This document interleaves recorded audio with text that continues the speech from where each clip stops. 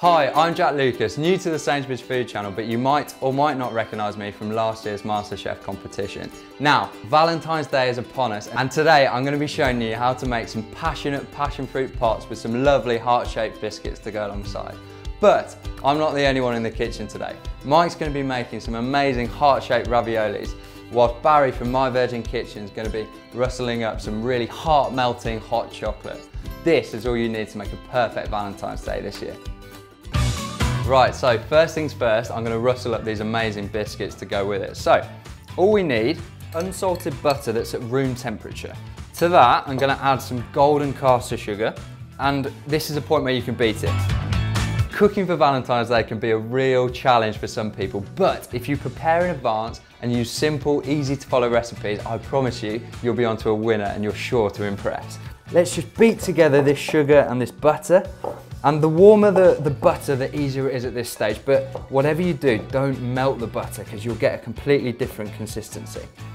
So once this sort of starts to come together a bit, I'm going to add in a little bit of flavouring. So I'm using some Madagascan vanilla extract. Pop in just a couple of drops of this. So I've beaten this quite vigorously for a couple of minutes and you get this kind of light fluffy paste. Into this, just some plain flour. And then add in just 2 tablespoons of just regular milk. And this is going to help the biscuits kind of bind together. This is where the dough will form. And this is when I'm going to get stuck in and get in there with my hands. So, as you get in there, this is going to kind of start to bring it together. All I'm going to do is turn it out onto sort of a lightly floured surface and we can roll it out. That's your biscuit dough formed.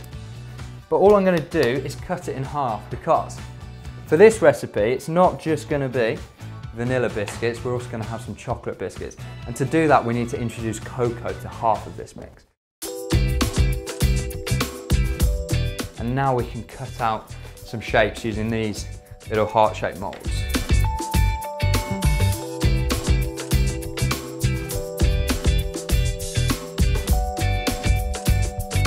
That is what you get at the end of it, these lovely little heart-shaped biscuits.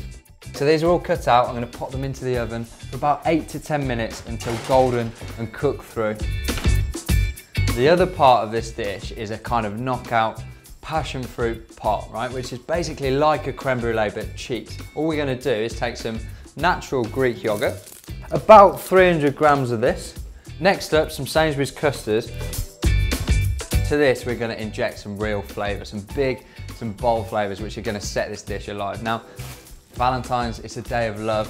What more could you want than a fruit that is passion in itself? So these are passion fruit. All you want to do is cut these in half, and what you're after is the little seeds and the juice that's inside, because this is where all the flavour is. Just scoop this all out into the bowl.